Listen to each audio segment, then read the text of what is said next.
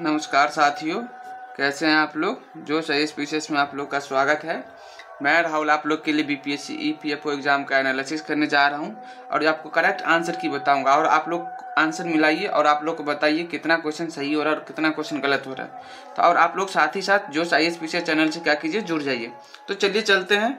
और अगर आप चाहते हैं आप लोग को पीडीएफ चाहिए तो आप टेलीग्राम आईडी से भी आप कर सकते हैं, जुड़ सकते हैं और वहाँ पे आप लोग क्या होता है पीडीएफ प्रोवाइड करवा दिया जाता है। तो आप लोग करिए टेलीग्राम आईडी पे जाइए और जोश आईएएस पीछे सर्च करिए, आपको वहाँ पे चैनल मिल जाएगा, वहाँ से आप जुड़ जाइए, वहाँ पे आपको पीडीएफ प्रोवाइड करवा दिया जाता है। तो चलिए चलते हैं, कम टाइम लेते हुए क्वेश्चन नंबर 1 की ओर चलते हैं। क्वेश्चन नंबर 1 की ओर चलने से पहले आपको क्या दिया, पार्ट ए दिया है और पार्ट ए में आपको क्या दिया गया, एक पैसेज दिया गया है। आपको क्या करना है, पैसेज को अच्छे से पढ़ना है। आपको क्या करना है, पैसेज को अच्छे से पढ़ के और आपको आंसर करना है। देखिए क्वेश्चन नंबर 1 में क्या दिया है। क्वेश्चन नंबर 1 को पढ़ने से पहले आप क्या करें, पहले पैसेज पढ़ लीजिए। पैसेज पढ़ने से आपको क्या हो जाएगा, चलिए जूम कर देते थोड़ा सा। हाँ, पैसेज पढ़ने से आपको ये हो जाएगा, आइडिया लग जाएगा क्वेश्चन पूछना क्या चाह रहा है। आपको बोला जा रहा है फॉर द नेक्स्ट 5 क्वेश्चन के लिए आपको एक पैसेज दे दिया गया। आपको क्या बोला, carefully and answer the question follow, keep in the mind content of the passage alone. ठीक है, तो आपको पैसेज पढ़िए और आप लोग कमेंट सेक्शन में इसका कमेंट करिए आप लोग क्या टिक करके आए हैं, नहीं आए। तो चलिए इसका आंसर क्या बोला, Africa is on the move at least 20 million live dash में दिया live outside the continent a 3-fold increase since 1990। तो आपको यहाँ पे ये समझना, Africa is on the move मतलब अफ्रीका से क्या करे, मूव करे। एटलीस्ट कितना, तो 20 मिलियंस मतलब क्या, लाइव आउटसाइड द कंटिनेंट मतलब अफ्रीका कंटिनेंट से आउटसाइड रहने के लिए। तो क्या होता है, इमिग्रेंट। ऑप्शन क्या देखिए, ऑप्शन ए में आइए क्वेश्चन नंबर 1 पे और ऑप्शन देखिए इमिग्रेशन है, उसका मतलब होता है आवागमन। और ये जो इमिग्रेंट्स है इसका मतलब तुम्हारा होता है देश छोड़ना। समझ में आ गया चीज है। तो यहाँ से आप अंदाजा लगा सकते हो। देखो इमिग्रेंट मतलब आवागमन, तो ये देखो 20 million live outside the continent मतलब देश छोड़ रहा होगा 20 मिलियन। तो आपका ये ऑप्शन कैंसिल, ये ऑप्शन कैंसिल। तो आप कहाँ ऑप्शन बी और डी पे आ गए। अब ऑप्शन बी और डी पे आ गए, तब देखिए अब नेक्स्ट पढ़िए आगे थोड़ा सा और क्या बोला जा रहा है, डैश आउटसाइड अफ्रीका मतलब कितना आउटसाइड अफ्रीका मतलब कितना आउटसाइड अफ्रीका से बाहर रहता है। तो बाहर मतलब क्या होता है बाबू, कितना माइग्रेंट बाहर रहता है मतलब दूसरे अफ्रीका दूसरे कंट्री में जाता है, उसको क्या बोलते हैं, माइग्रेंट बोलते हैं। तो देखो माइग्रेंट हो जाएगा। तो ये ऑप्शन चलो ठीक है। नेक्स्ट क्वेश्चन, नेक्स्ट में क्या बोला जा रहा है, देखो but its share is steadily decline since 1990। America, China, Saudi Arab and Turkey have all seen surge in their African born population. It may seem otherworldly to predict that will continue given the fierce backlash against that across the west. आपका कहने का मतलब हुआ इसमें क्या आता है, immigration मतलब कितना ये आवागमन होता है, अक्रॉस द वेस्ट के साथ कितना आवागमन होता है। तो उसके चीज की हम बात कर रहे हैं, इसमें क्या हो जाएगा, इमिग्रेशन हो जाएगा। इसलिए आपका आंसर क्या हो जाएगा, माइग्रेट मतलब क्या होता है, अभी बताया माइग्रेट में क्या होता है, माइग्रेट कर जाना होता है। माइग्रेट तुम्हारा ऑप्शन नहीं होगा, आपका क्या हो जाएगा, इमिग्रेशन हो जाएगा।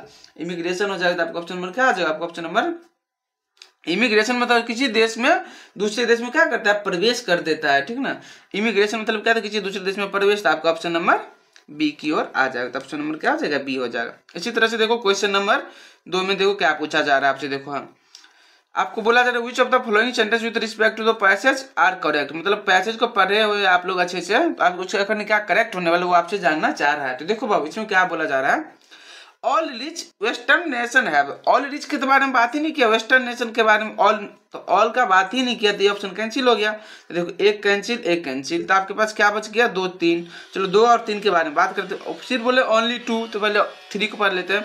The fires resistant to labour incursion into the west will temper immigrants from Africa in 21st century।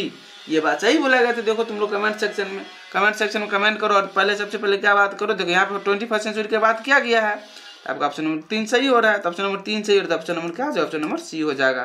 तो चलो समझ में आ गया ना चीजें, कोई दिक्कत वाली बात नहीं है। सेम क्वेश्चन है तुम्हारा, क्वेश्चन नंबर 3 है, उसको आप लोग क्या करें, क्वेश्चन आप पढ़िए और उसका आंसर कीजिए कमेंट सेक्शन में। क्या बोला, with reference to the passage which of the following are factor that can be seen to determining the movement of African to other country to seek works. आपको यहाँ पे क्या करना है, आप ऑप्शन देखिए कथन में क्या दिया है, मतलब आपको पैसेज के अकॉर्डिंग दिया गया 1 2 3। आपको क्या करना है, using the good given below करना है। तो आपको देखिए younger population in developing country like the Philippines and Mexico. तो ये क्या है, ये बिल्कुल सही बात बोला गया था, ये क्या हो जाएगा, ट्रू हो जाएगा। और देखो सेकंड में क्या बोला, ओनली 20% बोला है, ओनली 20% की बात नहीं किया गया है, तो आपका आंसर ये क्या हो जाएगा, गलत हो जाएगा, मतलब ये फॉल्स हो जाएगा। तो देखो एक सही है एक सही है, दो गलत है, दो कैंसिल दो कैंसिल, तो आपके पास चलिए दो कैंसिल हो गया आपका, ये कैंसिल आपका ऑप्शन नंबर सी हो गया। ज़्यादा सोचने समझने वाली टाइम नहीं लगाना था इस क्वेश्चन में।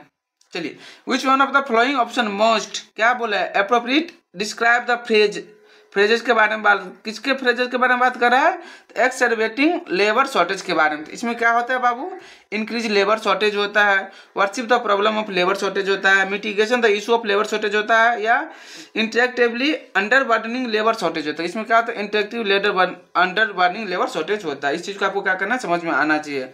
अब देखो एक्सरबेटिंग का मतलब होता है स्थिति को और खराब कर देना, तो इसका मतलब क्या होता है, स्थिति को और खराब कर देना। तो अगर थोड़ा सा भी स्थिति को और खराब कर देना,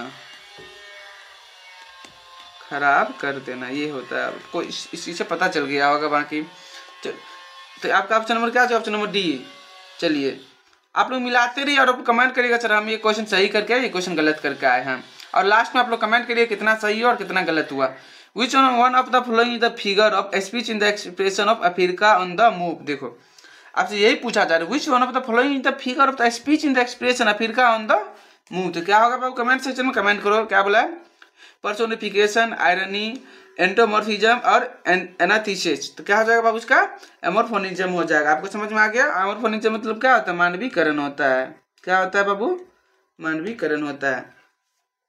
ये चीज समझ में आ गया। चलिए नेक्स्ट क्वेश्चन कर चलते हैं। देखिए आपको नेक्स्ट क्वेश्चन में क्या बोला गया है, फिल इन द ब्लैंक्स करना है आपको, following sentence most appropriate option given the below. आपको क्या करना, फिल इन द ब्लैंक्स करना है। देखो the evening looked dash against the stretch out sky. तो देखो इस चीज के बारे में किसके बारे में बात कर रहा है, इवनिंग लुक्ड के बारे में। मतलब आप जब क्या करते हो, इवनिंग को देखते हो, against the stretch out sky, out sky को देखने के अगेंस्ट क्या आप लोग देखते हैं उसके बारे में बात कर रहा है।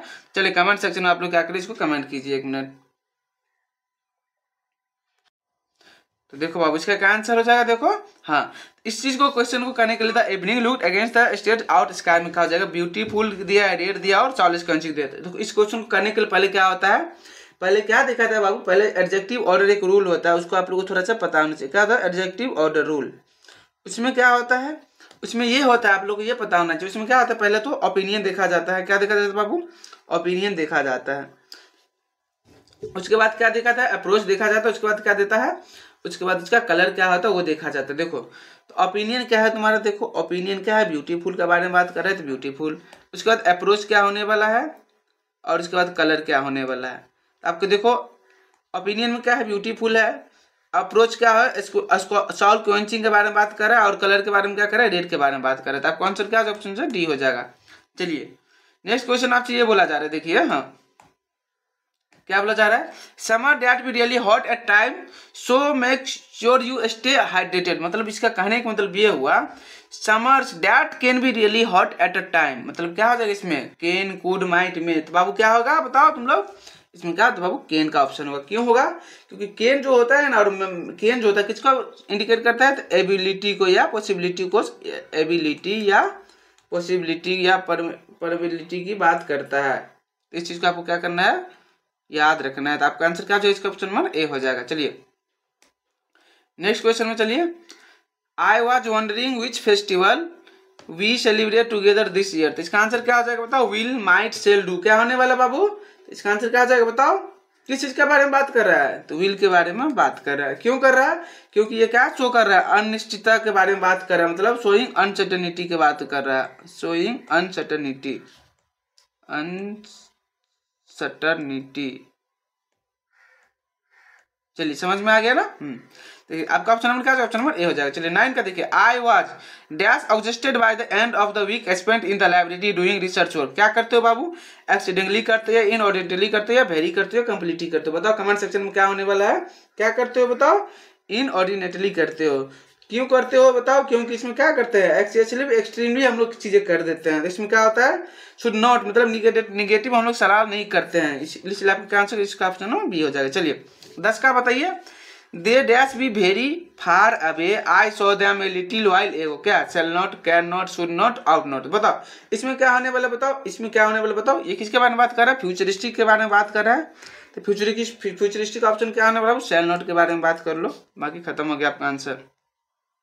चलो 11 की ओर चलते हैं। 11 में क्या पूछा जा रहा है देखो आपसे, हाँ इसमें भी आपको क्या 5 क्वेश्चन के बारे में बताया गया। उसमें क्या idiom item of phrases has been given a word that is a underline. आपको जो अंडरलाइन दिया गया है ना उसका क्या क्लोजेस्ट मीनिंग आपको फाइंड आउट करना है। तो देखो इसमें क्या लगा है, the fact the deliberation were carried out in a cordial manner please the old guard very much. क्या होता है, जॉस्ट होता है, कन्वाइवियल होता है, या जोकुलर होता है, या जेस्टफुल होता है। क्या होता है बाबू, कन्वाइवियल होता है। इस चीज को आपको याद रखना है। क्या होता है कन्वाइवियल मीन्स वर्म फ्रेंडली, ये थोड़ा सा क्या रखना है, याद रखना है आप लोग को। चलिए his views on the matter have been impugned by those evaluating his role in the community as its erstwhile ruler. किस चीज के बारे में होता है, चैलेंजेस होता है, बिलाइटेड होता है, इनहेंस होता है, या इंड्योर होता है। तो आपको क्या होता है इसमें भाई, बिलाइटेड होता है बाबू। इसमें क्या होता है, इम्पंज का मतलब क्या होता है, बिलाइटेड मतलब बिलाइटेड मतलब क्या, challenge the truth critical attack या सम रेपुटेशन क्लोजिस्ट के बारे में बात कर रहे हैं, मतलब बिलाइट के बारे में बात कर रहे हैं। इस चीज को आप समझ में आ गया। अब देखिए यहाँ पे क्या पूछ रहा है, एग्रीजिशियस के बारे में बात कर रहा है। तो इसमें क्या होता है, एग्रीजिशियस का मीनिंग पता है। इसमें क्या होता है, एक्सट्रीमली चीज का बात कर रहा है। जैसे एक्सट्रीमली चीज का बात करता है, इसमें क्या होता है, एक्सट्रीमली बैड हो जाता है। इसमें क्या हो जाता है बाबू, एक्सट्रीमली बैड हो जाता है, एक्सट्रीमली बैड हो जाता है। इसमें क्या हो जाता है, एक्सटेंसिव एलिबरेट हो जाता है, फ्लैग्रेंट एंड शॉकिंग हो जाता है, आउट ऑफ कॉन्टेक्स्ट हो जाता है, इम्प्रूवमेंट एंड अनआइडेंटिटी होता है। क्या हो जाएगा आपका, फ्लैग्रेंट एंड शॉकिंग हो जाता है। जैसे कोई भी बैड चीज होगा, एक्सट्रीमली बैड होता है, क्या होता है, शॉक चीज हो जाता है, शॉकिंग हो जाता है। इस चीज के बारे में आपसे बात करें। चलो 14 में क्या पूछ रहा है आपसे, देखो यहाँ एन अपोस्टेट के बारे में बात कर रहे थे। एन अपोस्टेट का मतलब होता है, आप लोग थोड़ा सा इसको अच्छे से पढ़िए, बाकी समझ में आ जाएगा। कम टाइम ले तो आपको आंसर बता देते तब तक में। तो एन अपोस्टेट का मतलब क्या होता है, ए सेल्फ इम्पोर्टेंट पर्सन होता है। क्या होता है, ए सेल्फ इम्पोर्टेंट पर्सन होता है। आप लोग इसको पढ़ के आप आंसर कीजिएगा। ए डिबेट अराउंड द क्या बोला, corporeality of the soul present a compelling paradox. आपका इसमें पैराडॉक्स के बारे में बात कर रहे हैं। तो इसमें क्या होता है, कॉर्पस्कुलर एक्जिस्टेंस होता है। क्या होता है, कॉर्पस्कुलर एक्जिस्टेंस होता है। इसमें क्या होता है बाबू, opposite of the soul spirit होता है। आपको इस चीज को पता होना चाहिए। चलिए नेक्स्ट क्वेश्चन देखिए आप लोग 16 की ओर। हाँ 16 में आप लोग इसको फाइंड आउट करिए। इसमें भी आपको क्या दिया है, फ्रेजल वर्ब दे दिया है, और आपको क्या बोला, अंडरलाइन इज इंस्टेंट। इसमें भी आपको क्या करना है, पता करना है। और select the using given code below दिया गया है। तो आपको देखो क्या क्या सही है, इसमें क्या क्या गलत है, इस चीज को आपको पता करना है। तो क्या, the deliver rich it destination just about time, just about time के बारे में बात कर रहा है, तो ये बात सही है। The evidence present by Sam state something different that what is being present by Ram. ये देखो गलत लग रहा है। आप देखो इसमें क्या बोला जा रहा है, देखो that is a difference of somebody doing his duty and not doing his duty. ये भी क्या है, गलत हो गया। तो आपका आंसर क्या है, ऑप्शन नंबर केवल सी हो जाएगा। चलिए 17 का आंसर होने वाला आप लोग बताइए पैसेज पढ़ के। आपको देखिए एक एमिडिस्ट दे दिया है, एक दे दिया एमोगस्ट दे दिया है, और एक दिया एमंग दे दिया गया। आपको इसमें ये चूज करना है कौन सबसे नियरेस्ट और क्लोजेस्ट फ्रेजल को एक्सप्रेस कर रहा है। आपको बताइए क्या होने वाला है, एमिडिस्ट, एमोगस्ट और एमंग। इसमें कौन सा होने वाला है बाबू बताओ। तीनों एक दूसरे को क्या कर रहा है, क्लोजेस्ट का फॉर्म क्रिएट कर रहा है। चलिए 18 नंबर का क्वेश्चन का आंसर बताइए आप लोग क्या होगा, अंडरनीथ, बिलो और इनसाइड। आप लोग कमेंट सेक्शन में मुझे कमेंट करिए क्या सही होने वाला है, क्या गलत होने वाला है। क्या सही होने वाला है, देखो अंडरनीथ बोल रहा है, बिलो बोल रहा है, और इनसाइड बोल रहा है। क्या हो जाएगा बाबू इसका आंसर, 2 और 3 हो जाएगा। बिलो और इनसाइड का बात अंडरनीथ, आपका आंसर 2 और 3 हो जाएगा। चलिए 19 में देखिए सिर्फ पुट इन का बात कर रहे हैं, पुट आउट का बात कर रहे हैं, पुट ऑफ का बात कर रहे हैं। Put in, put out, put off. एक चीज बताओ, पुट इन करना, पुट आउट करना, पुट ऑफ करना। तो इसमें क्या सही होने वाला है, कमेंट सेक्शन में कमेंट करो। देखो इसमें क्या है, पुट इन और पुट ऑफ, ये 2 सही होगा। पुट आउट और मतलब निकाल लेना होता है। आपका ऑप्शन नंबर क्या हो जाएगा, सॉरी एक मिनट रुक जाना। हाँ put in, put out, put off के बारे में बात कर रहा है। तो आपसे क्या करना है, देखो पुट इन और क्या बोला जा रहा है, पुट आउट और पुट ऑफ। 1 और 3 सही है, मतलब ऑप्शन नंबर बी सही है। ठीक तो है, हाँ। चलिए यहाँ पे भी क्या बोला, it is widely acknowledge that is a take after his aunt he was reluctant to take in के बारे में बात करें, यहाँ पे टेक आउट के बारे में बात करें। सेम क्वेश्चन आप चलो कमेंट सेक्शन में तुम लोग कमेंट करो क्या होने वाला है, 1 और 2 सही होने वाला है। चलो क्वेश्चन नंबर 21 की ओर चलते हैं, जी के सेक्शन पार्ट बी की ओर चलते हैं। ये बहुत ही इंटरेस्टिंग रोल निभाने वाला है पार्ट बी भी। चलिए पार्ट बी में देखिए क्या पूछा जा रहा है आपसे।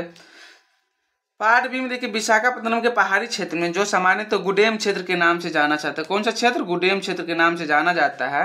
में नियमित अंतराल पर ब्रिटिश अधिकारियों के विरुद्ध होने वाले विद्रोह निम्नलिखित में से किन कारणों से हुए थे? तो आपसे ये पूछा जा रहा है। क्या बोला जा रहा है? तो देखो इसमें क्या बोला जा रहा है, देखो सुता दाडो के गोलकुंडा जमींदार के भूपति परिवार के साथ संबंध में गोलकुंडा की गद्दी पर पूर्व जमींदारी परिवार की स्थापना। देखो ये भी सही है और ये भी सही है। ब्रिटिश अधिकारी द्वारा भूपति परिवार को वार्षिक गुजारा भत्ता देने से इनकार करना, नहीं, ये क्या है? गलत। गुजारा भत्ता देने से इनकार नहीं किया गया, तो इसलिए आपका आंसर क्या हो जाएगा? 1 और 2। 3 गलत हो गया, 3 गलत, ये कैंसिल, ये कैंसिल, ये कैंसिल। देखो ये जो है ना दक्कन विद्रोह, निम्नलिखित पे क्या विचार करना है तुमको। तो दक्कन विद्रोह कब हुआ था बताओ? 1875 में हुआ था। संथाल विद्रोह कब हुआ था? 1850 से 55 के बीच में हुआ, 56 के बीच में हुआ था। ये दो खेरवाड़ विद्रोह, खेरा विद्रोह या खेरा विद्रोह 1918 में हुआ था। और रंपा विद्रोह तुम्हारा कब हुआ था? 1922 से 24 में हुआ था। अब यहाँ से क्या करना है, तुम लोग को मिलान कर लेना है। तुम लोग कमेंट सेक्शन में बताओ क्या होने वाला है। तो देखो दक्कन कब? 1875। संथाल कब? 1850। तो 2 ऑप्शन काम है यहाँ पे मिल रहा है। इसके बाद देखो इस ऑप्शन में थोड़ा सा डाउटेड है, लेकिन इसको करेक्ट ऑप्शन देखो क्या होने वाला है, क्योंकि अभी इसमें करेक्ट यूपीएससी क्या मान इस क्वेश्चन को बताना मुश्किल है, इसीलिए आप लोग इस क्वेश्चन आंसर की ओर चल सकते हैं। चलिए होम रूल आंदोलन के बारे में बात किया जा रहा है आपसे, बताइए इसमें आप लोग पढ़िए और आंसर कीजिए इसको। हाँ, होम रूल आंदोलन के समर्थक संवैधानिक तरीकों में विश्वास करते थे तथा हिंसा और क्रांतिकारी कार्रवाई के विरुद्ध थे। ठीक है। 1917 में लोकमान्य तिलक और एनी बेसेंट की 2 होम रूल लीग ने आपसी सहयोग के साथ कार्य किया। एनी बेसेंट ने अपनी गतिविधियां बॉम्बे प्रेसिडेंसी तथा मध्य प्रांत तक सीमित कर ली तथा शेष भारत लोकमान्य तिलक के लिए छोड़ दिया गया। नहीं, यहाँ पे क्या कर दिया? उल्टा कर दिया। एनी बेसेंट क्या कहते हैं? शेष भारत के लिए थे और बाकी लोकमान्य तिलक बॉम्बे प्रेसिडेंट और मध्य प्रांत के लिए थे। तो आपका ऑप्शन नंबर 3 गलत हो गया, 3 गलत हो गया, ये 2 ऑप्शन गलत हो गया। देखिए आपको पता है ये 2 ऑप्शन सही है और 1 भी सही है, तो आपका आंसर क्या हो जाएगा? आपका आंसर ए हो जाएगा, कोई दिक्कत वाली बात नहीं है। देखिए 1920 और 35 के फ्रीडीगल स्ट्रगल मूवमेंट के बारे में आपसे पूछ रहा है। तो बिहार और बंगाल में असहयोग आंदोलन की प्रभावित किसानों की साबिकता के कारण क्या था, वही पूछ रहा है आपसे। बिहार में किसान सभा के नेतृत्व में बागान मालिकों के विरुद्ध संगठित थे, ये भी बात सही है। बंगाल में मेदिनीपुर के बारे में जानते हो, वहां पे महेश किसान नामक क्या था? वीरेंद्रनाथ सबस्मल के नेतृत्व में यूनियन बोर्ड ऑफ करों के विरुद्ध क्या किया गया था? एकजुट हो गया था। तो आपका ऑप्शन नंबर 3 सही है। चलिए 25 में देखिए आपसे क्या पूछा जा रहा है। अगर कोई बच्चा इंग्लिश का है तो भी कमेंट कर सकते हैं, अगर नहीं समझ आए तो इंग्लिश का भी आपको एनालिसिस करवा दिया जाएगा, वैसे आंसर मिला सकते हैं दोनों का, कोई दिक्कत वाली बात नहीं है। देखिए क्वेश्चन नंबर 25 में क्या बोला जा रहा है आपसे? भारत के नाट्य शास्त्र में क्या बोला जा रहा है आपसे? देखो तो भारत के नाट्य शास्त्र के बारे में पूछ रहा है, कौन सा कथन सही है? देखो विद्वानों द्वारा इसका काल 2वीं शताब्दी बीसी से तथा 2वीं शताब्दी सी के बीच में निर्धारित किया गया था। इस चीज को अगर मान लो तुमको थोड़ा सा जानकारी नहीं है तो चलो उसको होल्ड कर लेते हैं। यह नाटकीय प्रदर्शन का विश्लेषण वाणी, गायन तथा वादक संगीत के मिश्रण के तौर पर किया जाता है। तो ये बात तो सही होने वाला है। देखो 2 सही होने वाला है, 1 के बारे में थोड़ा सा जानकारी होल्ड कर लो। इसका विस्तार अरस्तु के पोएटिक्स जो इसका सबसे निकटवर्ती प्राचीन ग्रीक प्रतिरूप है से कम विस्तृत है। ये तुम्हारा क्या हो जाएगा? गलत हो जाएगा, 3। तो ये कैंसिल, ये कैंसिल। देखो 1 के बारे में थोड़ा सा डाउट था, चलो 1 के बारे में थोड़ा सा डाउट है तो चलो इसको होल्ड कर लेते हैं। 2 तुम्हें पता था तो ऑप्शन नंबर बी हो जाएगा, 1 भी सही है इसका। देखो क्यों हो गया? क्योंकि जो अरस्तु के पोएटिक्स का बात कर रहा है ना, यहाँ पे क्या था? मोर था, यहाँ पे कम नहीं, क्या था? मोर एलोबरेट किया गया था इस टाइम में, इसीलिए आपको यहाँ पे क्या एक ऑप्शन गलत हो गया, कम का बात किया था इसलिए यहाँ पे क्या हो गया? गलत हो गया। चलो ये तो बहुत ही बेसिक क्वेश्चन है। भीमबेटका गुफा चित्र की खोज किसने किया था? अलेक्जेंडर कनिंघम ने किया था। चलिए निम्नलिखित में कौन सा भारतीय चित्रकला के विकास के सही काल अनुक्रम है? तो आप लोग कमेंट सेक्शन में कमेंट करिए, इसका आंसर क्या होने वाला है? इसका आंसर क्या होने वाला है? कमेंट सेक्शन में कमेंट कीजिए आप लोग। तब भीमबेटका का गुफा चित्र होने वाला है, उसके बाद महाजनक जातक अजंता होने वाला है, साय रूपी सितनवाल गुफा होने वाला है, दीप संगीतवार विदूषण मंदिर होने वाला है। आपका ऑप्शन नंबर क्या हो जाएगा? बी हो जाएगा। चलिए हाँ, ब्लैक पैगोडा के नाम से किसे जाना जाता है? कौन सा मंदिर का? तो क्या पूछ रहा है? जगन्नाथ मंदिर पुरी, सूर्य मंदिर कोणार्क, कामाख्या मंदिर गुवाहाटी और कंदारिया महादेव मंदिर खजुराहो। क्या हो जाएगा बाबू? तो सूर्य मंदिर कोणार्क हो जाएगा। क्यों माना जाता है? तो क्योंकि ये जो मंदिर है ना किसी ब्लैक ग्रेनाइट से बना हुआ है, इसलिए क्या बोला जाता है? इसे ब्लैक पैगोडा बोला जाता है। और आप लोग कमेंट सेक्शन में कमेंट कीजिएगा जगन्नाथ मंदिर और कामाख्या मंदिर और कंदरिया महादेव मंदिर कहाँ कहाँ स्थित है, आप कमेंट सेक्शन में कमेंट कर सकते हैं। और कौन सा शैली का बना हुआ सब ये चारों मंदिर आपको कमेंट सेक्शन में कमेंट कीजिए। देखिए, महायान बौद्ध धर्म के संदर्भ में निम्नलिखित में से कौन सा कथन सही है। देखिए बाबू, देविया जो बौद्ध सद्गुण धारण करती थी, हितैषी, उद्धारक और संरक्षक है। प्रज्ञा पारमिता पाठों में ज्ञान की कल्पना स्त्री रूप में कर्मत नामक देवी के रूप में की गई है।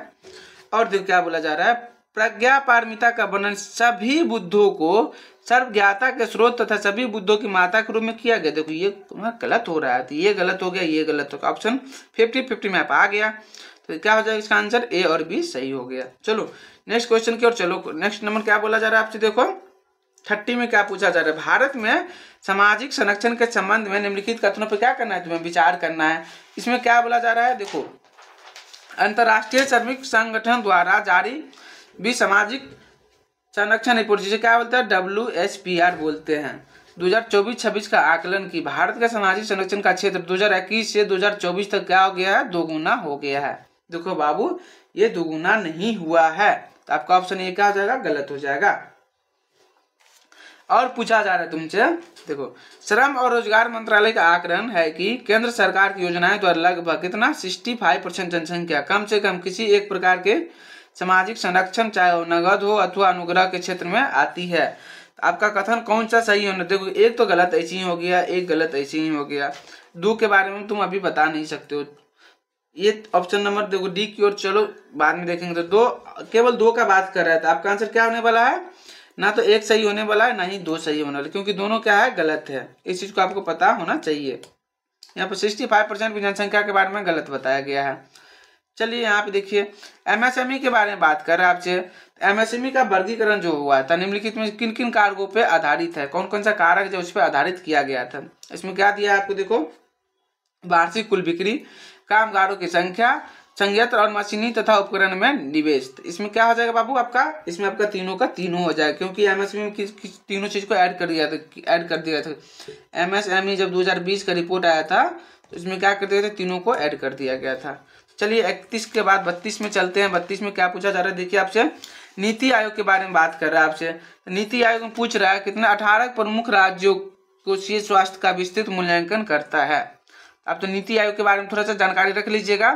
प्रकाशित किसके बारे में बात कर रहे थे, राजकीय स्वास्थ्य सूचकांक 2025 के बारे में बात कर रहा है। उसमें पूछा जा रहा है किन मुख्य उप सूचकांकों के आधार पर स्वास्थ्य का विस्तृत मूल्यांकन करता है। तो देखो व्यय की गुणवत्ता के बारे में बात कर रहा है, ऋण सूचकांक के बारे में बात कर रहा है, ऋण वहनीयता के बारे में बात कर रहा है, राजकोषीय विवेक। तो देखो राजकोषीय विवेक नहीं होगा, तो ये ऑप्शन तुम्हारा कैंसिल हो गया। चार कैंसिल हो गया, तो ये कैंसिल हो गया, ये कैंसिल हो गया, ये कैंसिल हो गया। तुम्हारे पास क्या बच गया, उसके पास सिर्फ ए बच गया। देखो 2024-25 में भारतीय इकोनॉमी में GVA मतलब ग्रॉस वैल्यू एडेड में वर्तमान करंट प्राइस की कीमत पर सेवा सेक्टर का योगदान कितना था, वो तुमसे पूछ रहा है। कितना था बाबू, तो 55% के अप्रोच था। तो ये चीज आपको पता होना चाहिए, बहुत ही बेसिक क्वेश्चन था। चलिए नेक्स्ट क्वेश्चन की ओर चलते हैं, कम टाइम लेते हुए। देखिए मुद्रा योजना के बारे में आपसे क्या पूछा जा रहा है, निम्नलिखित कथनों पर क्या करना है, आपको विचार करना है।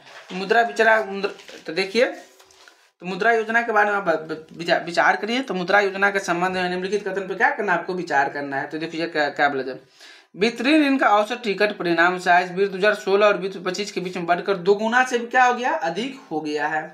इसकी 2015 में इसके प्रारंभ के समय, कब ये योजना स्टार्ट हुआ था, 2015 में हुआ था। इसको थोड़ा सा याद रखना है। महाराष्ट्र ने राज्यों में सबसे अधिक वितरण दर्ज किया है, तो ये बात क्या आपका सही है। देखो ये ऑप्शन क्या है, सही है।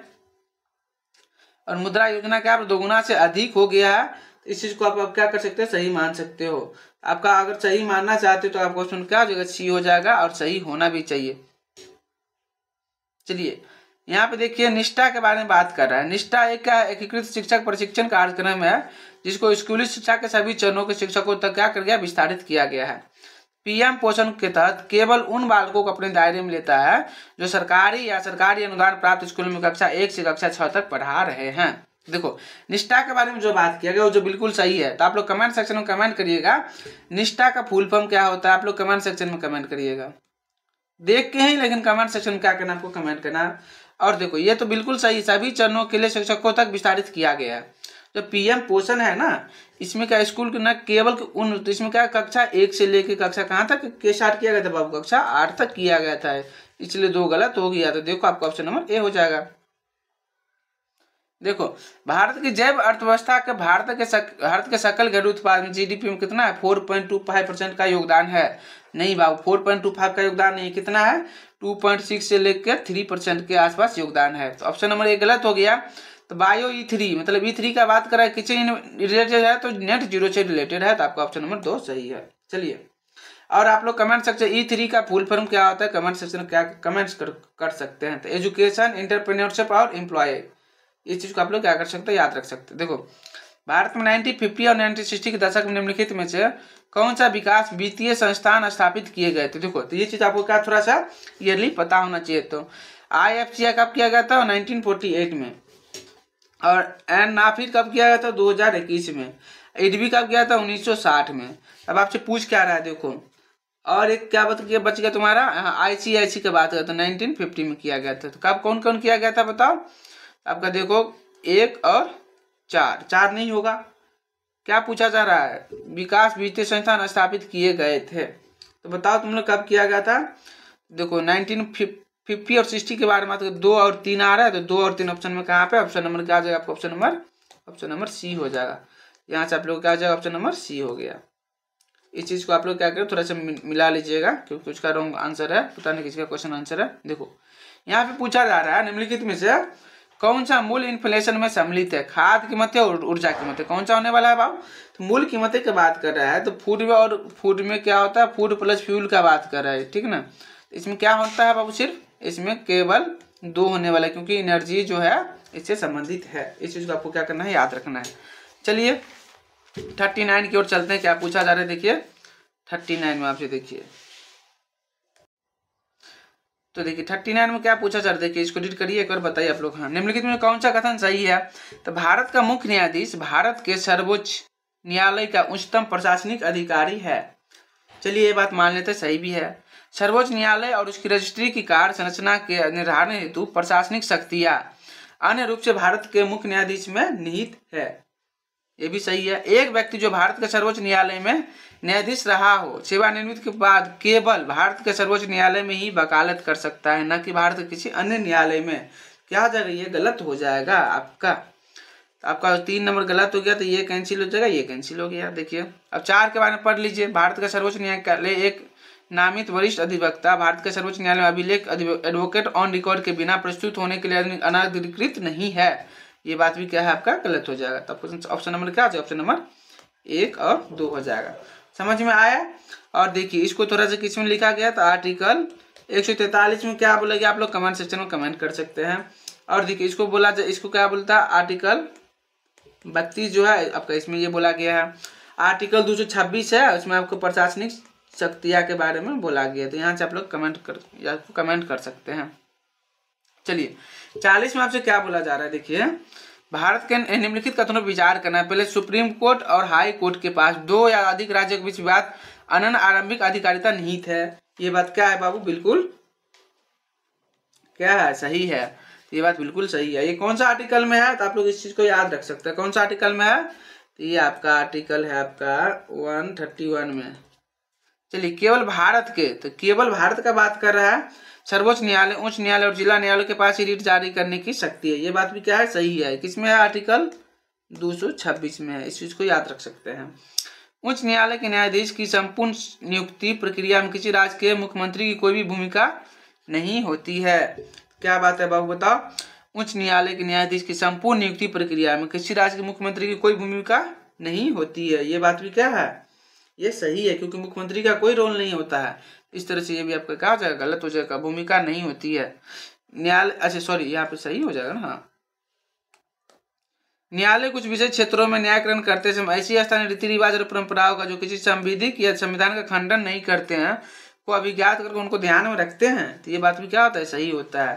तो आप इस ऑप्शन की ओर जा सकते हैं। लेकिन इस ऑप्शन में क्या है, पहले देखिए भारत के सर्वोच्च न्यायालय और उच्च न्यायालय के पास 2 आते 2 राज्यों के बीच में अनंत आरंभिक अधिकारिता निहित है।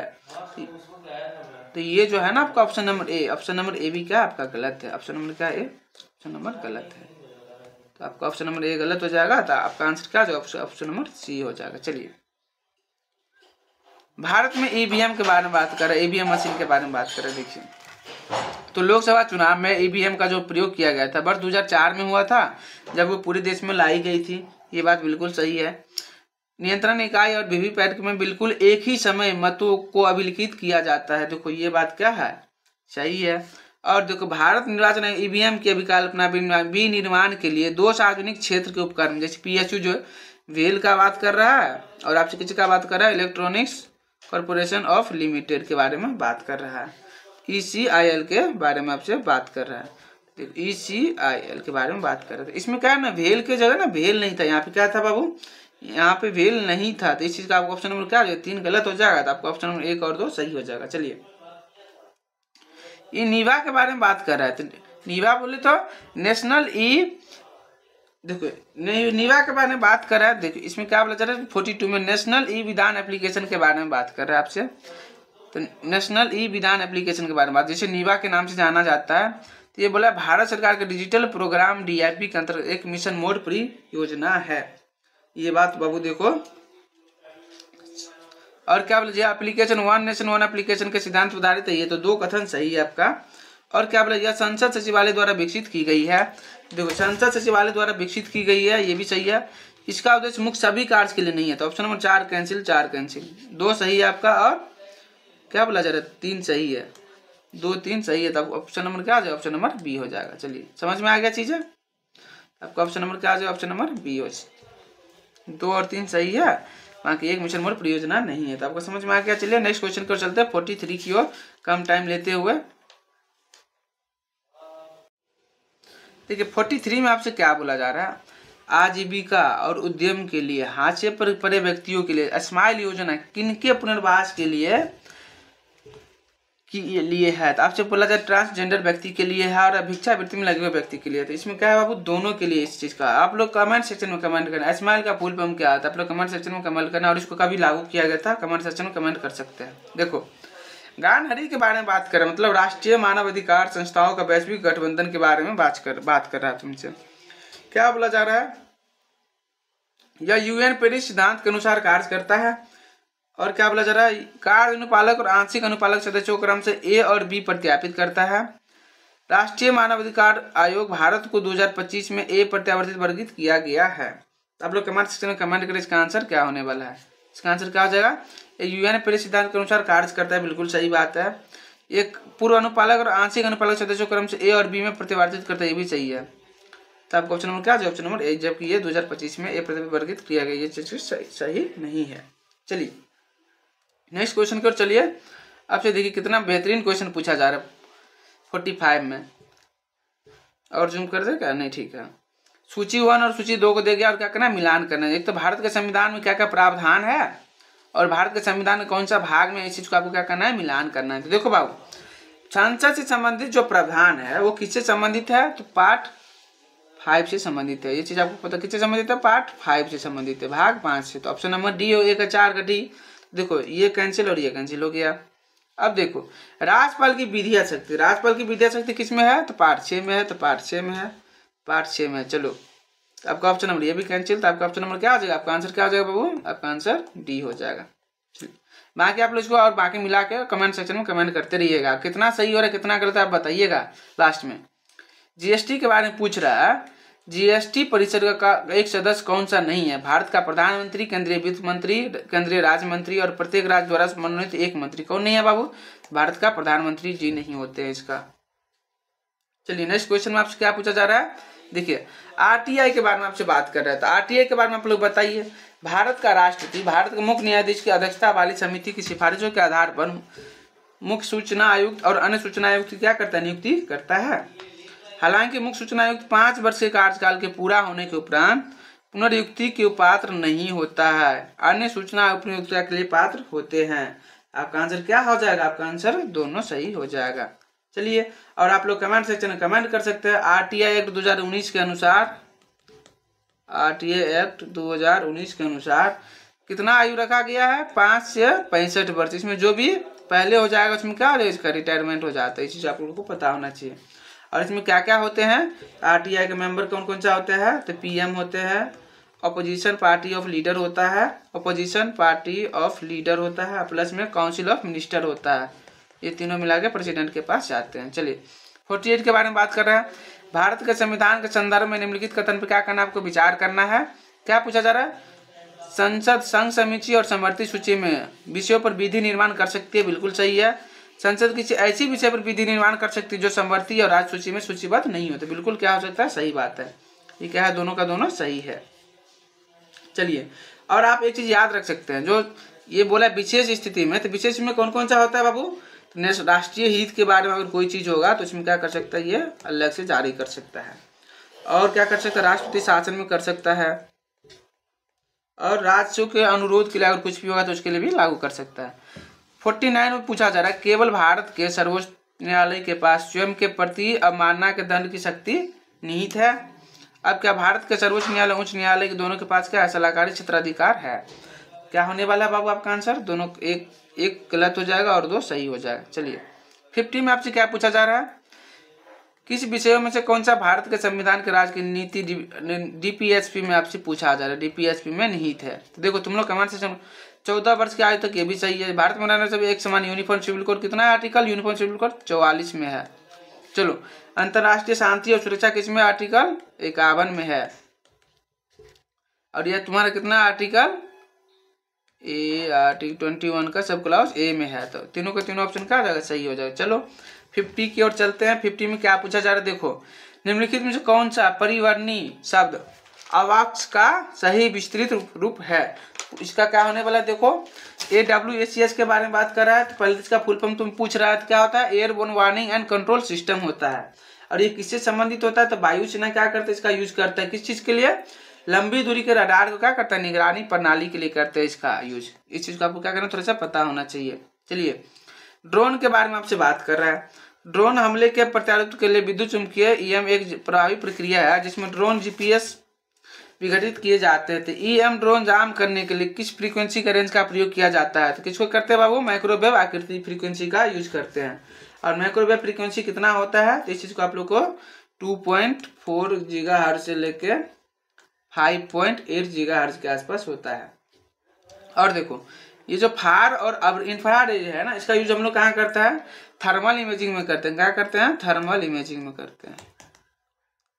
थर्मल इमेजिंग में कुछ रिमोट कंट्रोल के में भी कर लेते हैं।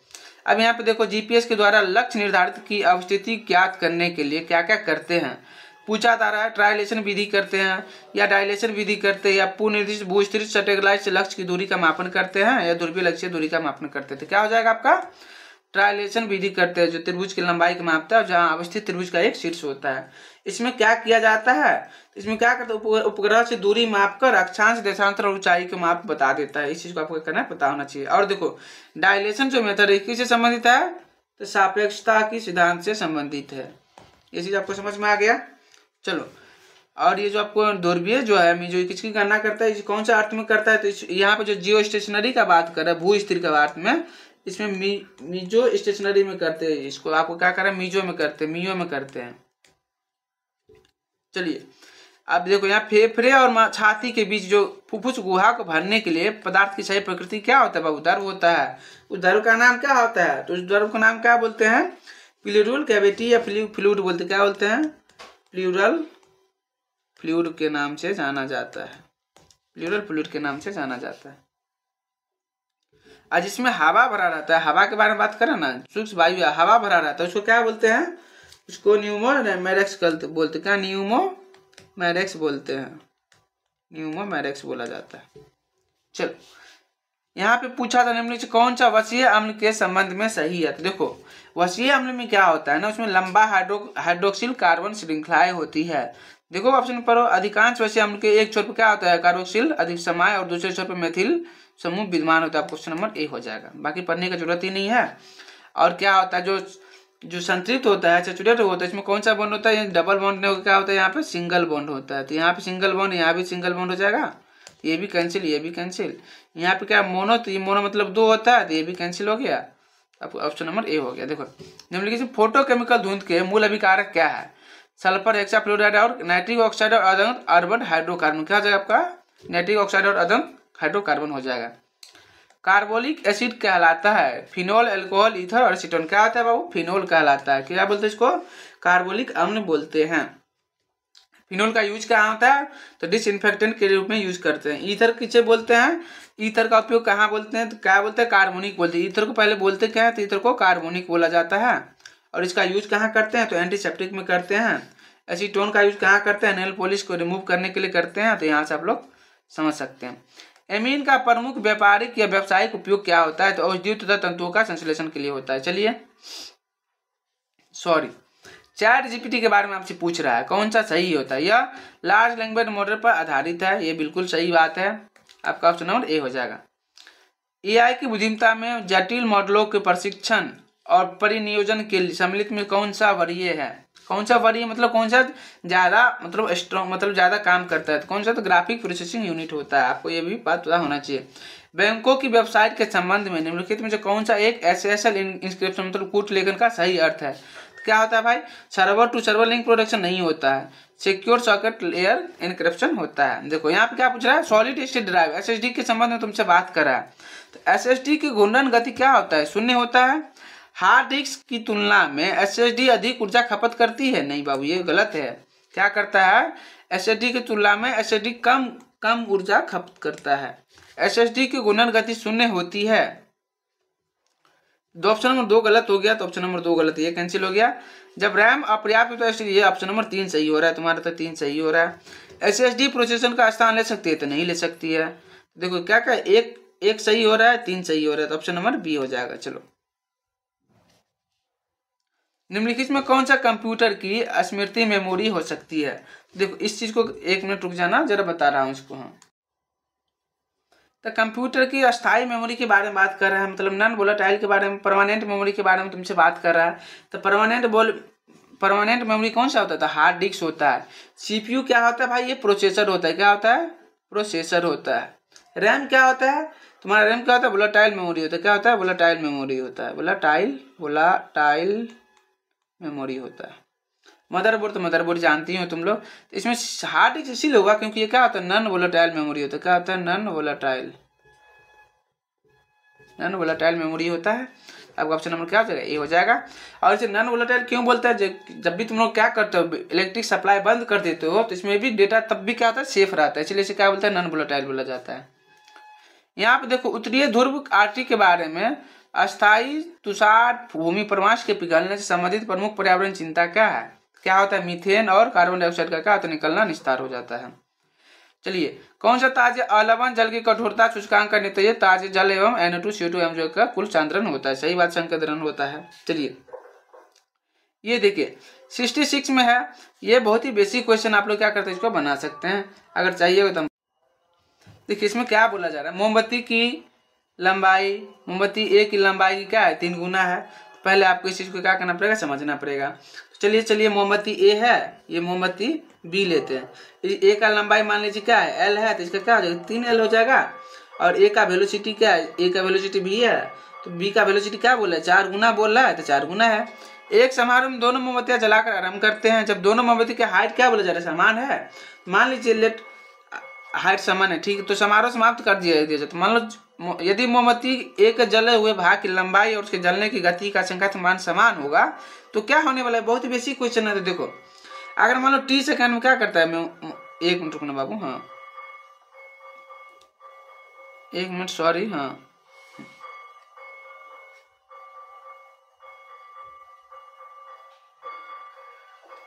यहाँ पे देखो ये जो 66 इसमें क्या है? T सेकंड में क्या करता है? T सेकंड में क्या करता है? मोमबत्ती जलता है। T सेकंड में क्या करता है? मोमबत्ती जलता है। समझ में आ गया? अब क्या करना है? इक्वल कर देना है। तो ए को जलने में कितना टाइम लगेगा? लंबाई कितना था? L था। जल कितना स्पीड से जल रहा था? तो V × T। V कितना से जल रहा था बाबू? तो 3L - 4VT। यहाँ से समझ में आ गया? कोई दिक्कत वाली बात नहीं। अब कुछ करना ही नहीं, दोनों को क्या कर देना? इक्वल कर देना है। इसको इक्वल कर दो, L - VT = 3L - 4VT। यहाँ से सॉल्व कर लेगा तो आपको कितना आ जाएगा? यहाँ आपका आंसर आ जाएगा 1 आ जाएगा। ऑप्शन नंबर बी हो जाएगा। समझ में आया नहीं आया? यहाँ किस सॉल्व करके आप लोग कमेंट सेक्शन में कमेंट करना है इसको। चलो यहाँ पे देखो 67 में क्या बोला जा रहा है आपसे? 5 अभाज्य संख्याओं को आरोही क्रम में विभाजित करना है और तीनों को प्रथम के गुणनफल। देखो 5 को ABCD कुछ मान लेते हैं, तो देखो ABCDE एग्जाम्पल बताए तुमको, लेकिन हमको क्या करना है, चलो 5 बोला जा रहा है तो चलो 5 को हम, तो देखो इसमें क्या बोला, 3 का गुणनफल कितना है 35 है, तो ABC का गुणनफल कितना हो रहा है 35 हो रहा है बट्टे में, और अंतिम 3 का गुणनफल CDE का गुणनफल कितना हो रहा है 323 हो रहा है। अब इसमें करना क्या, देखो इसमें कुछ करना नहीं है, तो इसको कुछ करना नहीं है, तो यहाँ पे देखो 1 मिनट रुकना बाबू, इसको फिर से बता रहा हूँ।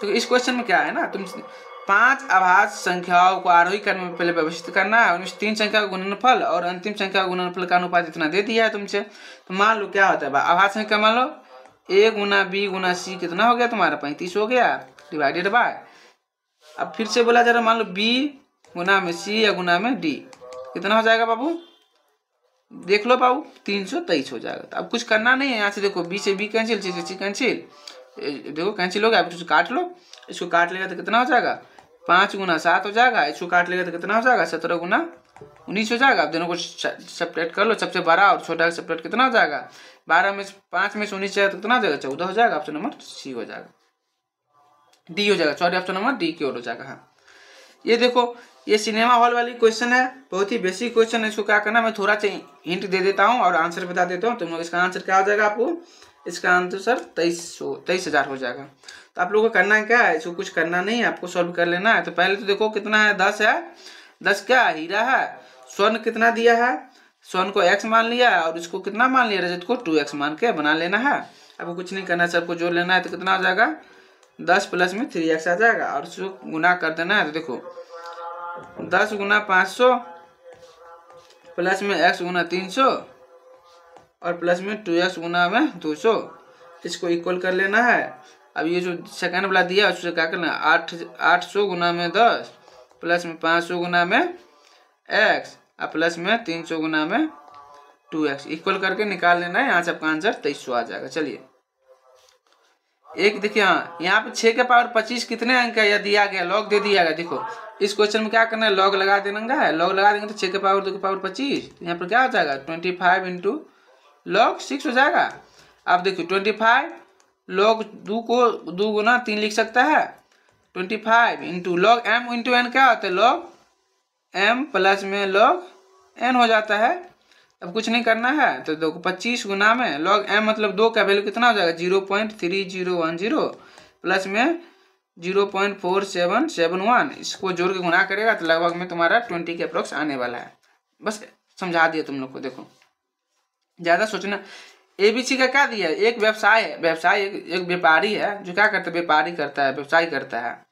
उसमें क्या दिया, रेशियो दे दिया 2:3/5 की दे दिया। अंत में उसका निवेश क्या बोला जा रहा है, समान लाभ अर्जित करता है। तो लाभ भी क्या करता है समान, रेशियो क्या है 2:3/5, और लाभ कितना अर्जित करता है बाबू, समान रेशियो का, मतलब 1:1:1 करता है। अब बोला जा रहा है x बराबर निकालना चाहे तो दिस बटा मतलब तुमसे वही पूछा, निवेश का अवधि का अनुपात निकालना है। तो टाइम निकाल लो, टाइम निकालो, time A equal to time B equal to time C। देखो इसका प्रॉफिट रेशियो कितना है, 1 है, कितना टाइम ले रहा है 2 ले रहा है, 1/3 ले रहा है, 1/5 ले रहा है। यहाँ से एलसीएम निकाल लेगा, तो एलसीएम निकालने के बाद 10 15 6 आ जाएगा। यहाँ से एलसीएम 30 निकलेगा, देखो 15 आ जाएगा, यहाँ पे 10 आ जाएगा, यहाँ पे 6 आ जाएगा, कोई दिक्कत वाली बात नहीं है। 5 व्यक्ति है, देखो इसमें कुछ नहीं है, फार्मूला MDH तुम लोग को पता ही है क्या होता है, MDH फार्मूला तुमको पता है, यहाँ से लगाओ MDH2 डिवाइडेड बाय वर्ग 2। अब देखो कुछ नहीं करना है, 5 गुना में एक दिन में कर रहा है कितना, 5 घंटा कर रहा है, कितना आदमी कर रहा है 5 आदमी कर रहा है। यहाँ पे देखो 7 आदमी एक दिन में कितना घंटा कर रहा है वो तुमको निकालना है, कितना कर रहा है 7 आदमी। यहाँ 7 कैंसिल हो जाएगा, 5 से 5 कैंसिल, बच गया तुम्हारा 5 बच गया। चलो ये देखो बहुत अच्छा क्वेश्चन है। 72 में बोला जा रहा है 2 फरवरी 2025 को कौन सा दिन है बाबू, शनिवार, रविवार है। कौन सा दिन है, रविवार है। तुमसे क्या पूछ रहे 1 फरवरी 2024 कौन सा है, लीप ईयर है। तो लीप ईयर में कितना घटाते हैं बाबू, लीप वर्ष में 2 साल क्या कर देते हैं, माइनस कर देते हैं, 2 दिन क्या कर देते हैं, कम कर देते हैं, देखो रविवार था, 2 दिन कम कर दो तो रविवार से पीछे का शनिवार, शनिवार से पहले क्या हो जाएगा, शुक्रवार हो जाएगा। अब तुमसे पूछ क्या रहा है, 1 फरवरी को पूछ रहा है, यहाँ कितना फरवरी का दिया तो 2 फरवरी का, तो 1 कम और कर दो तो क्या हो जाएगा तुम्हारा, बृहस्पतिवार हो जाएगा। कोई दिक्कत वाली बात है नहीं। चलो नेक्स्ट क्वेश्चन में चलो क्या पूछा जा रहा है तुमसे। हाँ, एक रेलगाड़ी दिया है, इस क्वेश्चन को तुम लोग होमवर्क में बनाना है, क्या आंसर होने वाला है, बाकी नहीं समझ में आएगा तो बता दूं, क्योंकि इस टाइप का क्वेश्चन हम पहले बता चुके हैं। आपको एडीओ का क्लास ले रहे तो उसमें आपको बता दिया गया है, तो आप लोग कमेंट सेक्शन में उसका कमेंट कर सकते हैं, कोई दिक्कत वाली बात नहीं है। चलिए 74 भी आप लोग, आपका आंसर बी आने वाला है, इसका आप लोग कमेंट सेक्शन में कमेंट करिएगा।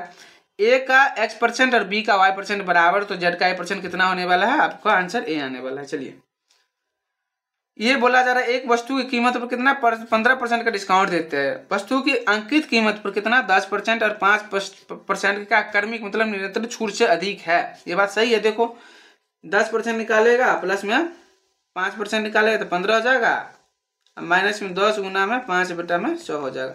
इसको तुम निकालेगा तो कितना आ जाएगा 14.5 आ जाएगा, जो कि 15% से क्या है, 14% क्या है, 15% से कम है, तो ऑप्शन ए कथन सही है।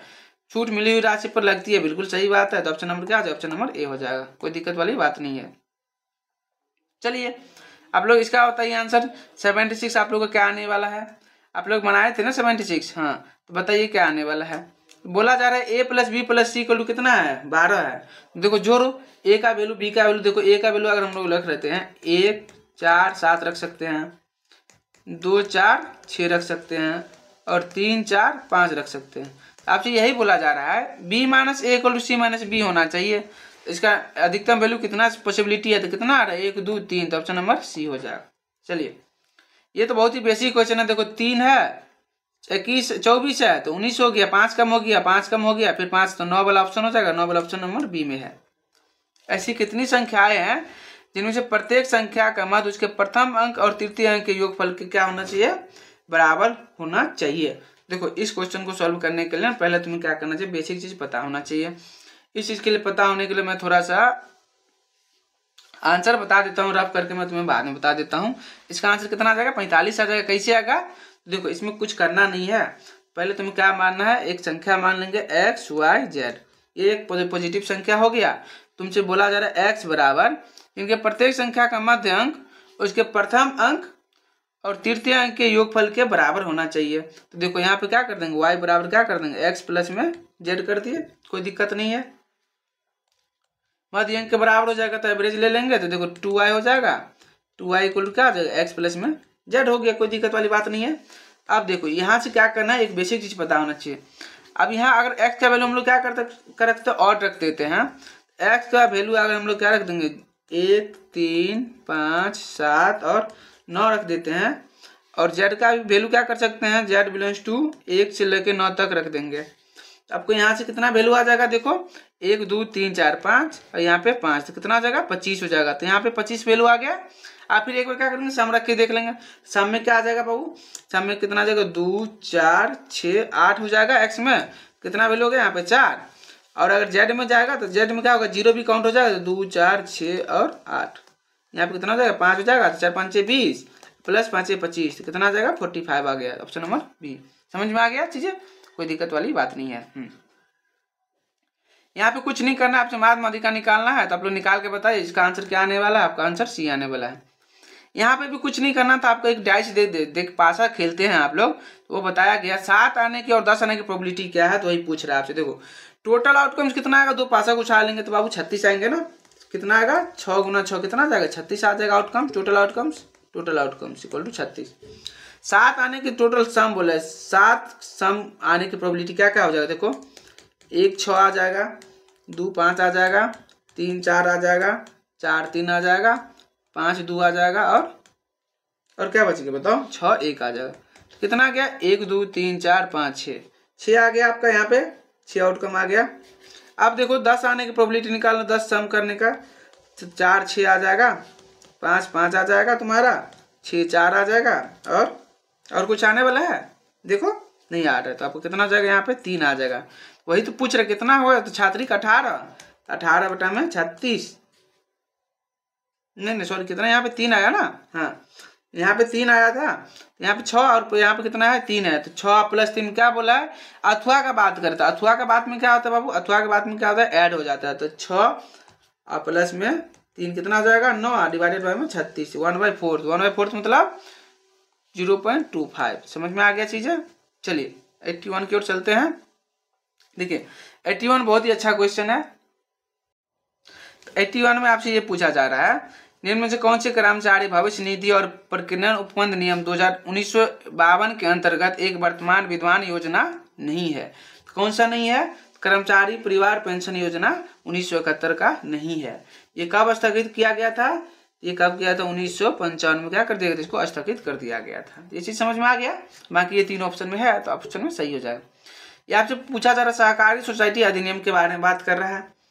अंतर्गत निम्नलिखित कर्मचारी भविष्य के अंतर्गत उपबंध नियम 1952 लागू नहीं होता है। तो किसमें नहीं होता, तो वही आपसे पूछ रहा है। देखो ऐसे प्रतिष्ठान जिसमें 50 से कम व्यक्ति नियोजित है और विद्युत शक्ति के उपयोग के बिना परिचालन में है, इसमें लागू नहीं होता है।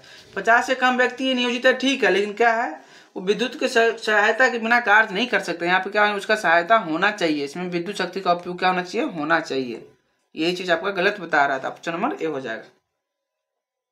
और एक चीज याद रख सकते, कौन सा धारा में बताया गया है, तो धारा आप 16 का क्लॉज 1 का ए रख सकते हैं, सब क्लॉज 1 का ए रख सकते हैं।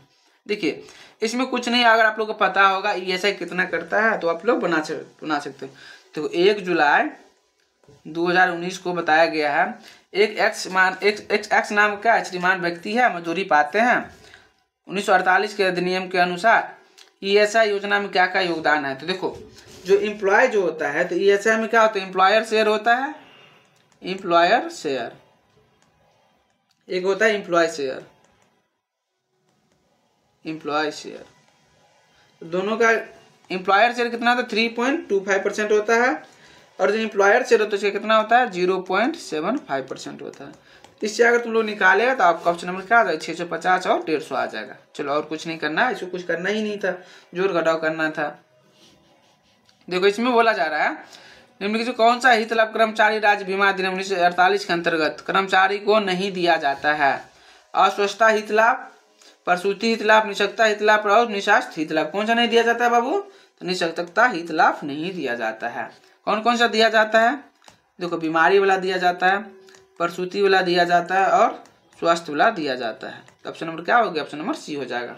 चलो और देखो मजदूरी संदाय अधिनियम 1936 के संदर्भ में निम्नलिखित कथन पे क्या करना है, तुम्हें विचार करना है। इसको इंग्लिश में क्या बोलते हैं, पेमेंट वेज एक्ट बोलते हैं 1936। इसमें क्या होता है ना, चालू सिक्कों में किया जाता है, सही बात है।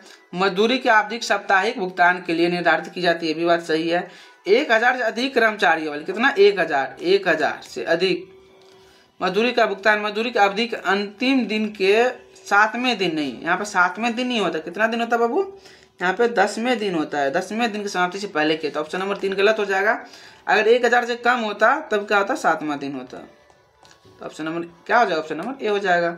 चलो मजदूरी संदाय अधिनियम 1936 के अंतर्गत निम्नलिखित में कौन सी कटौतियां मजदूरी से की जाती है। कुछ नहीं करना है, देखो नियोजक द्वारा प्रदत्त सुविधाएं और सेवाओं के लिए कटौतियां, ये कौन सा धारा में है बाबू, तो ये भी थोड़ा सा याद रख सकते हो, धारा 7 के 2 में है। ये भी आपका 7 का 2 में है, लेकिन ई में है, ये किसमें एफ में है। बोले कौन सा कूट का प्रयोग करके किया जाता है, कटौतियां किया जाता है, किसमें किया जाता है, अग्रिम की वसूली के लिए, सहकारी समितियों के लिए, नियोजक प्रदत्त सुविधाएं और सेवाओं के लिए नहीं किया जाता है। आपका ऑप्शन नंबर क्या हो जाएगा, ऑप्शन नंबर बी हो जाएगा। कोई दिक्कत और चलिए क्वेश्चन नंबर नेक्स्ट की ओर चलते हैं। नेक्स्ट में आपसे क्या पूछा जा रहा है, देखिए हाँ,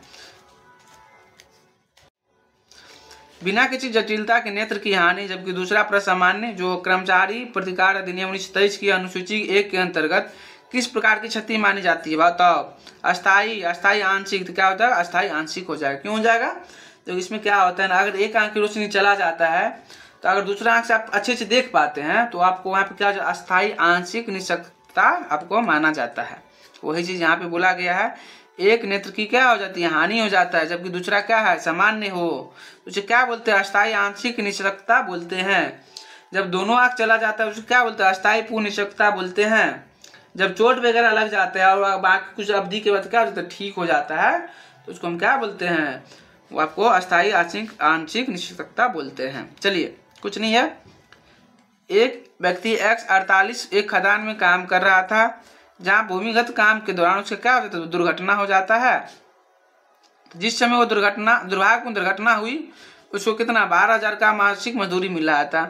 कर्मचारी प्रतिकर अधिनियम 1923 के अधीन कितनी क्षतिपूर्ति राशि देना होगा उसको, उसमें गुणांक क्या दिया, कोएफिशिएंट दे दिया 159.80 का दे दिया गया है आप लोग को। इसको कुछ नहीं करना है आपको, इसका ये फार्मूला होता है। तो कितना होता है, 50% गुना में रिलेवेंट फैक्टर जो होता है उससे उतना राशि उसको मिलेगा। तो रिलेवेंट 50% हो जाएगा, 50% गुना 12,000, तो कितना हो जाएगा बाबू बताओ, 150 मतलब कितना हो जाएगा तुम्हारा 6,000 हो जाएगा। अब कितना बोला जा रहा है, गुना कितना है, तो 159.80 गुना में 6,000, तो इसको गुना करेगा तुम्हारा कितना आ जाएगा, तो 9,58,800 आ जाएगा। ये कब दिया जाता है, तो मृत्यु के मामला जब आता है तो उसको काउंट करने के लिए इस चीज को हम लोग बोलते हैं, गणना करते हैं। इस चीज को आप लोग को पता होना चाहिए। बस ये गुणांक दे दिया ना, इसे आराम से निकल जाएगा। चलिए, निम्नलिखित में से किस न्यायालय में सर्वोच्च न्यायालय ने औद्योगिक विवाद अधिनियम 1947 के अंतर्गत उद्योग की परिभाषा के संबंध में ट्रिपल टेस्ट निर्धारित किया था? किसमें किया था बाबू, बेंगलोर राज्य जल राज्य आपूर्ति मल व्यवस्था बोर्ड बनाम और राजप्पा AI 1978 से 548 में। ऑप्शन नंबर क्या आ जाएगा, ऑप्शन नंबर बी हो जाएगा। बाकी इसमें जो बम्बई में क्या गया था, उद्योग की परिभाषा के बारे में बात सिर्फ किया गया था, निर्धारित नहीं किया था ट्रिपल टेस्ट के बारे में। कौन सा उद्योग औद्योगिक विवाद अधिनियम 1947 की प्रथम अनुसूची के अंतर्गत एक सार्वजनिक उपयोगिता सेवा नहीं है? तो ये तो बेसिक क्वेश्चन है, कौन सा नहीं हो सकता, कॉमन से भी चांस लगा, चाय बागान नहीं होगा। चलो, निम्नलिखित में किस श्रेणी के व्यक्तियों पर औद्योगिक विवाद अधिनियम 1947 में दिया गया 6 सप्ताह की सूची देने वाले अधिदेश लागू होता है? क्या बोला जा रहा है, देखो किसमें होता है, सार्वजनिक उपयोगिता सेवा में कार्यरत कर्मचारियों पर हड़ताल पर जाने से पहले, सार्वजनिक उपयोगिता सेवा देने वाले नियोक्ताओं पर तालाबंदी की घोषणा करने से पहले, किसी भी सेवा में कार्यरत कर्मचारी पर हड़ताल पर जाने से पहले। तो ये तो नहीं होने वाला है, किसी भी सेवा का बात ही नहीं कर रहा है।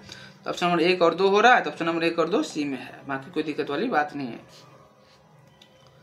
देखो, एक कोई एक्स मान का श्रीमान है, उसको पेमेंट ऑफ ग्रेच्युटी अधिनियम 1972 के अंतर्गत क्या दिया जाता है, ग्रेच्युटी दे दिया जाता है। तो क्या होगा, श्रीमान 6 वर्ष तक निरंतर सेवा देने के बाद उद्योग से क्या करता है, त्यागपत्र दे देता है। एक्समान 2 वर्ष तक निरंतर सेवा देने के बाद उद्योग से दुर्घटना में क्या हो जाता है, दिवंगत हो जाता है। और 5 वर्ष निरंतर सेवा देने के बाद क्या उद्योग से सेवानिवृत्त हो जाते हैं। तो क्या हो जाएगा, तीनों का तीनों सही हो जाएगा। चलो नेक्स्ट क्वेश्चन की ओर चलो। 90 में क्या बोला जा रहा है, देखो 93 में क्या पूछा जा रहा है, कौन सा व्यवसाय ट्रेड यूनियन अधिनियम 1926 के अध्याय 3 के अंतर्गत नहीं है, पंजीकृत नहीं है? राजनीतिक उद्देश्य के पृथक कोष का गठन करना, ये तो है। तुझे पूछ रहा कौन सा, 17 वर्षीय व्यक्ति को सदस्यता प्रदान करना, ये भी बात भी सही है। इसमें कितना होना चाहिए, 15 वर्ष से क्या होना चाहिए, ज्यादा होना चाहिए, जो कि बिल्कुल बात सही है, कोई दिक्कत वाली बात नहीं है। और कौन सा धारा है, ये भी आप थोड़ा सा क्या कर सकते हैं, याद रख सकते। कौन सा धारा, धारा 16 में है, इस चीज को भी क्या कर सकते हैं, याद रख सकते हैं। ये धारा 16 में है, 17 वर्ष वाला तुम कितना, धारा 18 में है, और ये तुम्हारा धारा ये भी तुम्हारा 18 में है। तो इसमें आपका क्या आंसर, नियोजित संविधान ट्रेड विवादों के द्वारा परिवर्तन करना था। आपका आंसर क्या आ जाएगा, आपका आंसर डी हो जाएगा। प्रसूति सुविधा अधिनियम 1961 में दिए गए 26 सप्ताह का प्रसूति लाभ जो मिलता है, सुश्री एक्स जो किसी सरकारी कर्मचारी है दावा नहीं कर सकती, किस चीज का दावा ना, उसका एक जीवित शिशु और वह कमीशनिंग माँ है, उसका एक जीवित शिशु और वह प्रतिनियुक्त माँ के रूप में काम करती है। कौन सा दावा नहीं, उसका कोई जीवित शिशु नहीं है और उसका गर्भपात हुआ है। तो क्या आंसर हो जाएगा, आपका आंसर डी हो जाएगा। चलिए अब देखिए क्या बोला जा रहा है, प्रसूति प्रसूधा अधिनियम 1961 प्रसव के बाद काम पर लौटने वाली स्थिति कितने पोषणार्थ विराम, मतलब न्यूट्रिशन जो रेस्ट होता है उसको क्या बोलते हैं, नर्सिंग ब्रेक भी बोलते हैं। क्या बोलते हैं, नर्सिंग ब्रेक बोलते हैं। कब दिया जाता है, तो उसको अनुमत आराम के अंतराल के अतिरिक्त कितना 2 विराम दिया जाता है। इसको भी आप लोग क्या कर सकते हैं, याद रख सकते हैं। ये देखिए, राहितिया स्टॉक एक मूल्यांकन का सिद्धांत जो है लागत तथा शुद्ध वसूली योग्य मूल्य दोनों में से जो कम है किस पे आधारित होता है? किस पे आधारित है बाबू? रूढ़िवादी की अवधारणा पे आधारित है। कंस्ट्रक्शन कॉन्सेप्ट जिसको बोलते हैं। वित्तीय विवरणों को तैयार करने के निम्नलिखित में कौन सा मौलिक लेखांकन पूर्व अवधारणा नहीं है? मिलान अवधारणा, सुनाम, कौन सा नहीं है बाबू? मिलान अवधारणा नहीं है। इस चीज को क्या करना, याद रखना। सुनाम, प्रदोपन, संगति ये सब है, बाकी मिलान अवधारणा नहीं है। निम्नलिखित में कौन सा राजस्व व्यय है? तो राजस्व व्यय के बारे में पता होना चाहिए। राजस्व व्यय क्या होता है? तो राजस्व व्यय में क्या होता है ना, आपको जो खर्चा होता है वो क्या करता है, मेंटेनेंस और रिपेयर पे जो करता है उसको हम लोग क्या बोलते हैं, राजस्व व्यय। यहाँ पे क्या खरीदी गई पुरानी मशीन की मरम्मत में किया गया व्यय, ये नहीं होगा। संपत्ति वाला नहीं होगा, ये क्या हो जाएगा, ये कैपिटल में आ जाएगा। मशीन के बेकार, हाँ बेकार भाग को अगर तुम क्या करते हैं, हटाकर व्यय की गई जो धनराशि है, ये आपका ऑप्शन नंबर सी हो जाएगा। लाइसेंस के लिए भी ये क्या हो जाएगा, तुम्हारा कैपिटल हो जाएगा। क्या हो जाएगा, कैपिटल रेवेन्यू हो जाएगा। परिसंपत्ति का क्रय जब खर्च की तरह माना जाता है तब लेखांकन के संदर्भ में क्या कहलाता है? सैद्धांतिक त्रुटि, चूक, भूल और प्रतिकारी त्रुटि होता है। क्या होता है बाबू? तब आंसर सैद्धांतिक त्रुटि होता है। चलिए आप 10 क्वेश्चन और 100 में पूछा जा रहा है। देखिए लेखांकन के संदर्भ में आपसे पूछ रहा है कौन सा कथन सही है। तो लेखांकन में बोला जा रहा है बनाई गई आरक्षित निधि रिजर्व लाभ के विरुद्ध अगेंस्ट प्रभाव है, नहीं लाभ के विरुद्ध नहीं है। तो ऑप्शन नंबर क्या गलत हो जाएगा तुम्हारा। पूंजीगत आरक्षित निधि सामान्यतः वितरण योग लाभों से बनाई जाती है, नहीं वितरण योग लाभ से नहीं। किससे बनाया जाता है बाबू? पूंजीगत लाभ से बनाया जाता है। ये भी आपका क्या हो जाएगा, गलत हो जाएगा। समान आरक्षित निधि का उपयोग केवल कुछ विशिष्ट उद्देश्यों के लिए किया जाता है, नहीं कुछ विशिष्ट उद्देश्यों के लिए नहीं किया जाता। Option number A. किसके लिए हो जाएगा? ऑप्शन नंबर डी आपका आंसर हो जाएगा। कौन सा कथन सही है पूछ रहा है तुमसे। खाता बही को खाता के मूल लेखा बही के रूप में भी जाना जाता है। सही बात है भाई, खाता बही को आप लोग क्या बोलते हैं, मुख्य लेखा बही के रूप में तो जानते हो। तो ये चीज पूछ रहे हैं तुमसे। कौन सा कथन सही नहीं है? पूंजी खाते में डेबिट शेष होता है, बताओ। ये आपका क्या हो जाए, पूंजी खाते में डेबिट शेष नहीं होता। तो यही ऑप्शन सही हो, ये क्या होता है, गलत हो रहा था। तो आपका ऑप्शन नंबर ए हो जाएगा।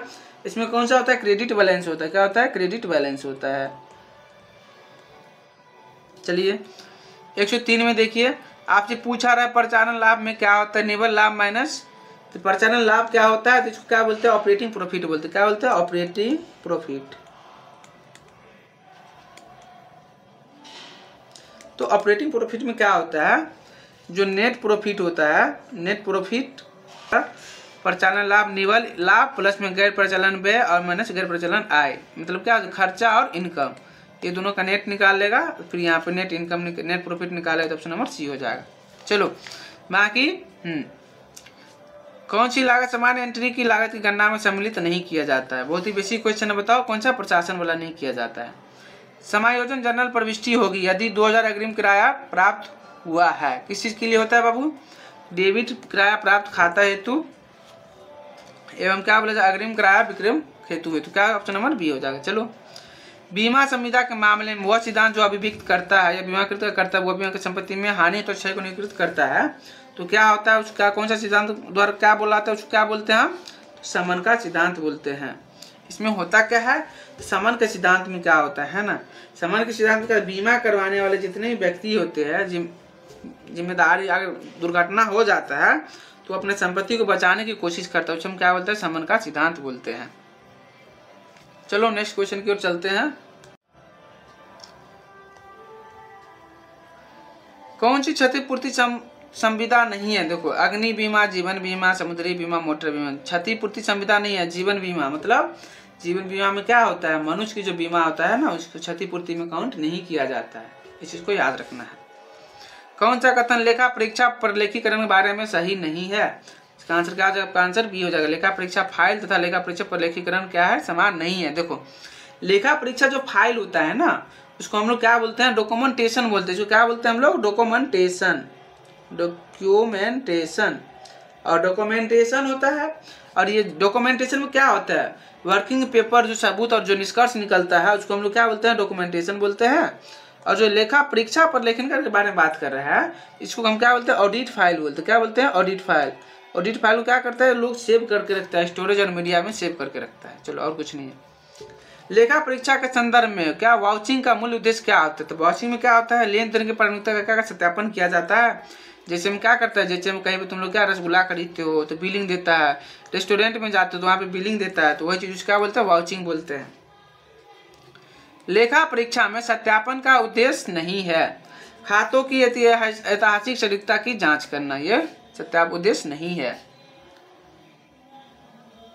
जिसको क्या बोलते हैं वेरिफिकेशन या वैल्यूएशन और स्वामित्व भी बोला जाता है। इसको क्या करते हैं, इसको काउंट नहीं किया जाता है। हाँ देखो, पद्म भूषण से सम्मानित किया श्री गतिन स्वामी को किस नृत्य से संबंधित है? भरतनाट्यम, सत्रिया, कथकली और कथक। किस सत्रिया से? सत्रिया कहाँ का है भैया? ये असम का नृत्य है। ये चीज भी आपको क्या करना है, याद रखना है। किसको मिला था पद्म भूषण? तो जतिन गोस्वामी को। यहाँ भी 3 क्वेश्चन बन रहा है यहाँ से।